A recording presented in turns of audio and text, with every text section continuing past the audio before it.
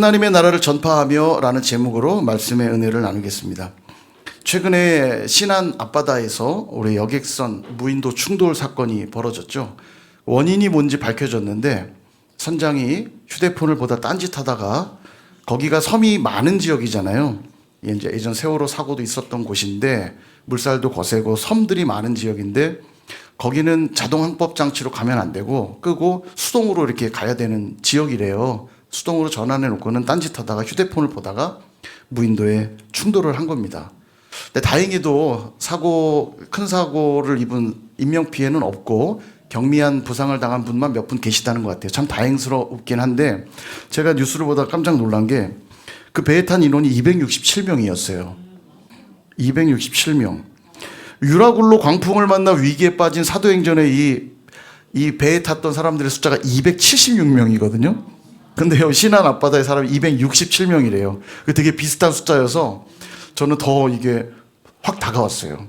지금 사도행전 우리가 묵상하고 있는 배가 사람의 선장은 한눈을 팔아 사람들을 위험하게 만들 수 있지만 우리 주님이 우리의 선장이 되시면 우리를 가장 안전한 길로 생명의 길로 인도해 주실 줄로 믿습니다. 우리 그 믿음 가지고 우리도 선일교회도 또 우리 가정도 우리의 개인도 유라굴로 광풍과 같은 어려움들을 만날지라도 우리 선장 되시는 주님만 믿고 의지할 때 가장 안전한 길로 나가게 될 줄로 믿습니다. 그래서 오늘 이 마지막 본문의 배경은 이래요. 로마에 이제 도착을 합니다.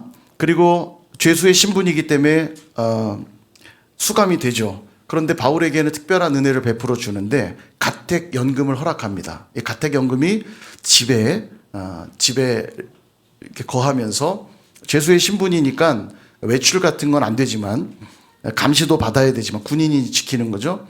그러나 어느 정도 신체의 자유는 허락되는 게 이 가택연금이죠.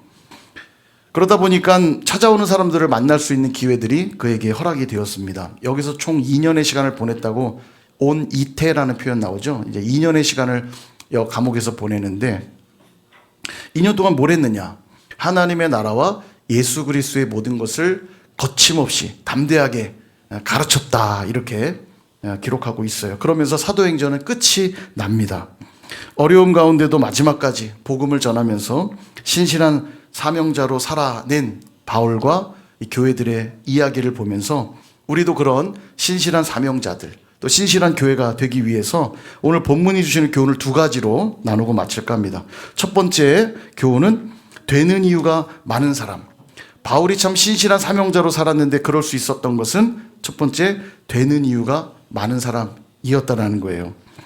바울이 가택연금이긴 하지만 수감되어 있는 이 상황에서도 삶의 목표가 분명했습니다. 30절과 31절이 이야기하고 있는데요. 바울이 온 이태를 자기 셋집에 머물면서 자기에게 오는 사람을 다 영접하고 하나님의 나라를 전파하며 주 예수 그리스도에 관한 모든 것을 담대하게 거침없이 가르치더라. 아멘.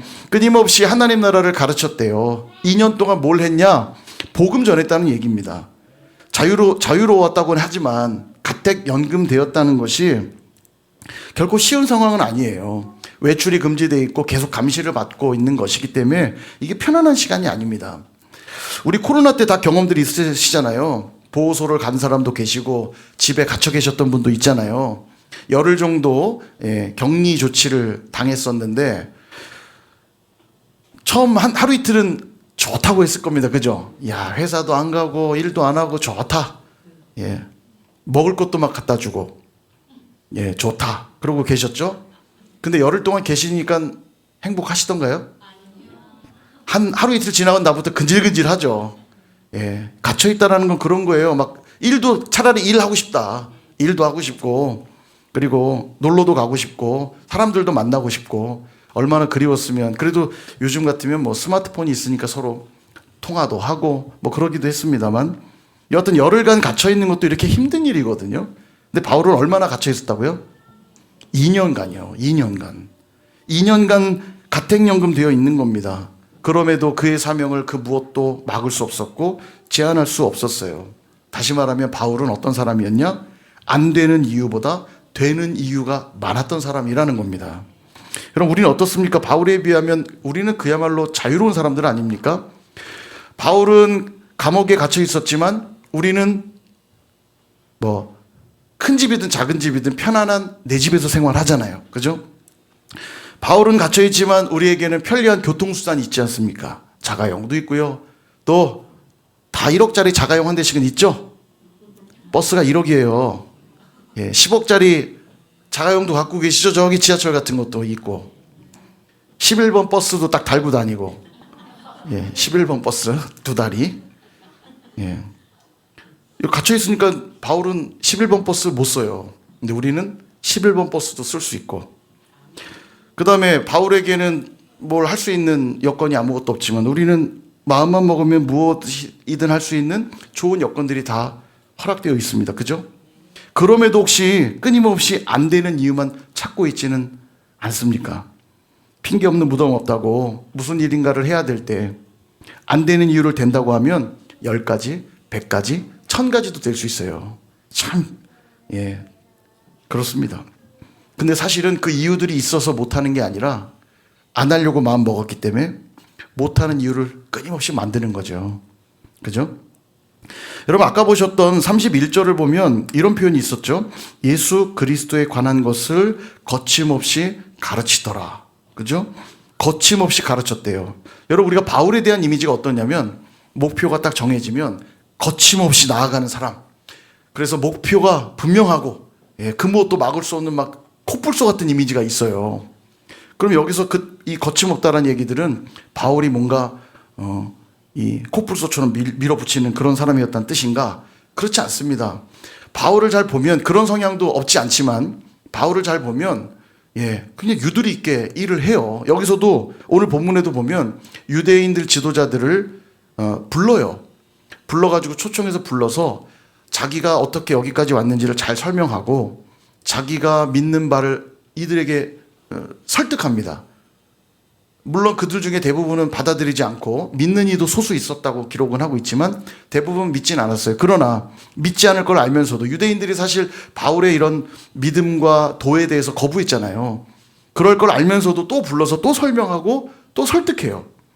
그냥 밀어붙이고 막 그냥 앞도 뒤도 보지 않고 앞으로만 가는 사람이 아니에요. 여기 지금 이 거침없다는 뜻은 무슨 뜻이냐면 제가 세번역으로 번역을 두었는데 이런 뜻입니다. 그는 아무런 방해도 받지 않고 아주 담대하게 하나님 나라를 전하고 예수 그리스도에 관한 일들을 가르쳤다. 여기 거침없다는 뜻이 무슨 뜻이냐면 아무런 방해도 받지 않고 이런 뜻이에요. 방해를 받지 않았다. 여러분 그에게 방해가 없었나요? 방해가 엄청 많았죠. 죄수였기 때문에 감시를 받았고요. 공간과 시간의 제약을 받았고 1차적으로는 유대인들의 방해에 반대 방해도 있었어요. 근데 바울에게는 이런 것들이 안 되는 이유가 되지 않았다 그 뜻이에요. 그것들로부터 결코 방해받지 않았다는 겁니다. 분명 방해 요소가 맞는데 바울에겐 이것들이 방해 요소가 되지 않았다는 얘기입니다. 그걸 거침없다라고 표현하고 있는 거예요. 이 표현이 저는 참 좋은 것 같아요. 소망하긴 저와 여러분도 거침없는 자들 되기를 소망합니다. 그 뜻이 무슨 뜻이겠어요? 안 되는 이유가 많은 사람이 아니라 되는 이유가 많은 사람이 되는 거죠. 우리도 교회의 지체들로서 과연 나에게 맡겨진 사명들을 거침없이 감당하는 신실한 사명자로 살아가고 계십니까? 우리의 예배 생활은 어떠신가요? 우리의 말씀과 기도 생활은 어떻습니까? 교회를 섬기고 봉사하는 신앙의 모습들은 어떤가요? 혹시 안 되는 이유들만 계속 늘어놓으면서 핑계하고 있지는 않습니까? 신실한 사명자에게는 어떤 어려움도 없다는 뜻이 아닙니다. 바울 보세요. 죄가 없는데도 몇 년 동안 감옥에 갇히는 고통을 받기도 했고요. 유대인들이 죽이려고 하는 위협 속에 살아야만 됐고요. 죄수 호송선을 타고 가는데 유라굴로 광풍을 만나 죽을 위기도 겪어야 됐고 하여간 숱한 고난과 역경들이 바울에게 많았지만 이 모든 것들이 복음을 전할 수 없는 이유가 되지는 않았다는 겁니다. 유라굴로 광풍을 만난 그 절체절명의 상황에도 바울은 그 배에 있는 사람들에게 살아계신 하나님을 전하거든요. 신실한 사명자는 어떤 자들이냐? 안 되는 이유를 늘어놓는 자가 아니라 되는 이유를 더 많이 만드는 사람인 줄로 믿습니다. 그럴 때 여러분 어떤 일이 벌어지느냐? 바울이 가택연금 동안 쓴 서신들이 있어요. 소위 옥중서신이라 불리는 서신들인데 뭔 줄 아세요? 예전에 공부 다 했는데 기억 안 나시죠? 앳빌골몬입니다. 앳빌골몬. 앳빌골몬. 요 네 개가 옥중서신이에요. 이 가택연금 낸 동안에 쓴 서신인데, 에베소서. 빌이니까 빌립보서. 골이니까 골로새서. 그 다음에 몬이니까 빌레몬서. 이렇게 네 권이 옥중서신인데, 여기 있을 때 쓴 서신들이에요. 근데 여러분, 지금 교회에 가장 큰 은혜를 끼치고 교회는 어떠해야 되고 또 교회는 어떻게 살아가야 되는가를 가르친 서신이 바로 이 네 권의 서신들입니다. 에베소서, 골로새서, 빌립보서, 빌레몬서. 그러니까 가장 열악한 환경에서 쓰여진 그 서신이 오늘 저와 여러분에게 가장 보배로운 서신으로 전해지고 있다는 거예요. 동일하게 되는 이유를 만들어서 거침없이 살아가는 사명자들을 통해서 하나님은 지금도 우리에게 보배들을 허락해 주십니다. 그리고 하나님 나라를 그들을 통해 이뤄가게 하세요. 소망하기는 저와 여러분 모두가 되는 이유가 더 많아지는 신실한 사명자들이 다 되시기를 주님의 이름으로 축원합니다. 특별히 이번 오는 주일에 우리 사역 신청서 작성하는 시간이 있어요. 내일 모레. 한 주간 기도 많이 하셨습니까? 이 교회를 섬기고자 하는 마음이 분명한 분들은 연말만 돼서 고민하지 않아요. 한 해 동안 계속 섬기면서도 내가 내년에는 또 이런 것으로 섬겨보고 이런 걸로 섬겨봐야지 이렇게 고민하시고요. 어쨌든 이번 한 주간 우리가 이제 기도하자고 시간을 보냈는데, 나는 이래서 못하고 이래서 못하고 이래서 못하는 안 되는 이유만 늘어놓지 마시고요. 나는 이래서 이거 할 거고 이래서 이거 할 거고 이래서 이거 할 거라는 되는 이유들을 더 많이 가지고 주님 앞에 충성하시는 저 여러분 되기를 축복합니다. 옆에 계신 분이 되는 이유를 더 많이 만드십시오. 한번 말 좀 해주세요. 하여간 제가 뭘 전화 드렸는데 제가 이만저만해서 못해요 하면은 어떻게 할까요? 너 죽고 나 살자. 이렇게 너 죽고 나 살자. 정말 살겠습니다. 여러분, 하려고 하면은 안 될 이유도 될 이유로 바뀔 줄 믿습니다. 일부러 끝까지 아멘 안 하시는 거죠? 안 하려고? 축복합니다. 마지막 두 번째 교훈입니다. 하나님의 나라를 구하는 자. 신실한 사명자는 어떤 자냐? 하나님 나라를 구하는 자예요. 여러분, 바울이 2년간 가택연금 됐다고 그러고 끝났죠? 그러면 바울은 잠시 후에 순교를 당할까요? 물론 이거에 대해서 성경은 기록해 두고 있지 않기 때문에 정확히 알 수는 없지만, 그가 쓴 서신들을 유추해 보고 그가 기록한 말들을 이렇게 유추를 해보면 이 가택연금 후에 죽은 것은 아닙니다. 아마도 가이사에게 상소를 했으니까 재판을 받았을 건데 죄가 없기 때문에 무죄로 풀려났을 거예요. 실제 어떻게 하냐면 그 이후에도 그레데 섬을 디도를 보내고 또 디모데에게 에베소에 대한 이야기들을 했던 걸 보면 아마 풀려난 이후에도 바울이 좀 더 활동을 했던 걸로 보여요. 그러나 몇 년 뒤 이 로마에, 지금 저를 안 보시고 하진이만 보시는 것 같아요.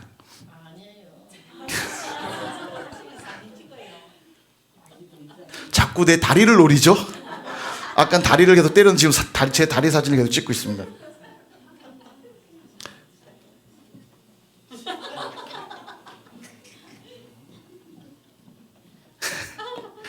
너무 귀엽죠? 저한테 상당히 까칠한데 하진이가. 하진이의 마음을 얻어야 되는데. 자 여러분, 그래서 몇 년 뒤에 로마에 대화재가 벌어집니다. 근데 네로 황제가 당시 이제 집권할 때인데 대화재가 일어나니까 민심이 흉흉해진 거죠. 불이 났으니까, 엄청 큰 불이 나서. 그래서 이 네로 황제가 무슨 일을 벌이냐면 기독교인들이 대화재를 일으킨 것이다, 이렇게 누명을 씌워요. 그리고 기독교인들을 잡아들이기 시작하거든요. 아마도 그때 바울이라든지 베드로와 같은 사도들도 이때 다 잡혀 들어간 걸로 보이고, 그리고 나서 순교한 걸로 보여집니다. 아마도 이제 베드로보단 바울 사도가 먼저 순교한 것 같은데, 이제 이런 것들은 전승과 여러 기록들을 참고해서 우리가 유추를 하는 거죠. 어쨌든 지금 가택연금이 된 상태가 바울의 이야기의 끝은 아니에요.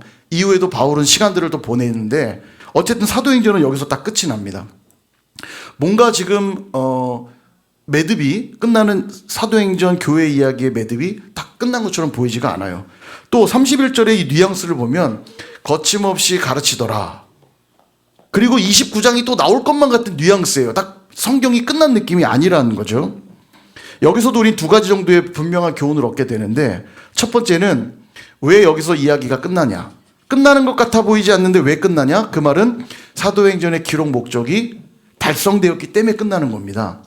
그럼 사도행전의 기록 목적이 뭐냐? 사도행전 1장은 어떻게 이야기가 시작되냐면, 예수님이 부활하시고 승천하기 전까지 40일간 이 땅에 머무시거든요. 그리고 40일간 뭘 하시냐면 하나님 나라에 관한 일들을 가르쳤더라, 이렇게 기록하고 있어요. 그 사도행전의 시작은 예수님이 하나님 나라의 일을 가르친 것으로 시작하고, 그리고 나서 성령이 임하시면서 교회가 세워지죠. 그리고 성령은 교회를 통해 무슨 일을 하시냐면 이곳저곳에 하나님의 나라의 복음을 전파하게 하십니다. 예수님이 가르치셨던 하나님 나라의 일들을 교회가 계속했고, 그리고 그 제일 마지막의 이야기는 바울 사도가 하나님의 나라와 예수 그리스도에 관한 모든 것을 담대하게 거침없이 가르치더라. 그가 비록 감옥에 갇혀 있다 할지라도 그 감옥조차도 복음 전파를 가로막을 수 없었더라. 이 얘기로 끝이 나는 거예요. 예, 그래서 여기서 이야기가 끝나는 것이고, 두 번째 교훈은 뭐냐? 사도행전을 끝으로 교회가 하나님 나라를 전파하는 일이 끝났을까요? 예, 끝나지 않았죠. 하나님 나라가 전파되는 역사가 여기서가 끝이 아니라 이 말씀을 읽고 있는 모든 교회는 여전히 그 사명을 감당해야 된다는 것을 남겨두고 있는 것입니다. 말하자면 우리에게 사도행전 29장이 열려 있는 거예요. 여전히 교회된 우리를 통해서 하나님 나라의 이야기가 계속 쓰여져 나가야 한다는 것을 교훈하고 있는 겁니다. 그런데 우리가 손 놓고 있으면 되겠습니까? 사도행전 29장 계속 써 내려가야 되는데 우리가 손 놓고 있으면 되겠어요? 그러므로 우리 각 개인의 신앙의 간증들은 베드로처럼, 바울처럼, 바나바처럼, 야고보처럼, 디모데처럼, 디도처럼 계속 쓰여져야 되고요. 우리 선일교회 공동체의 이야기는 예루살렘 교회처럼, 또 안디옥 교회처럼, 갈라디아 교회처럼, 에베소 교회처럼, 빌립보 교회처럼, 데살로니가 교회처럼, 고린도 교회처럼, 골로새 교회처럼, 로마 교회처럼 계속 써 내려가야 되는 것입니다. 그래서 신실한 사명자는 어떤 자냐? 지금도 하나님 나라와 예수 그리스도에 관한 모든 것을 담대하게 가르치며 사도행전 29장을 써 내려가는 자들인 줄 믿으시기를 바랍니다. 예, 여러분 정말로 행복한 삶 살아가기를 원하시죠? 그래서 제가 어떻게 하면 행복한 삶을 살 수 있는지 알려드리고 마칠까 합니다. 성경이 뭐라고 얘기하시냐? 먼저 그의 나라와 그의 의를 구하라. 그러면 이 모든 걸 너에게 더하시겠다 약속하셨죠?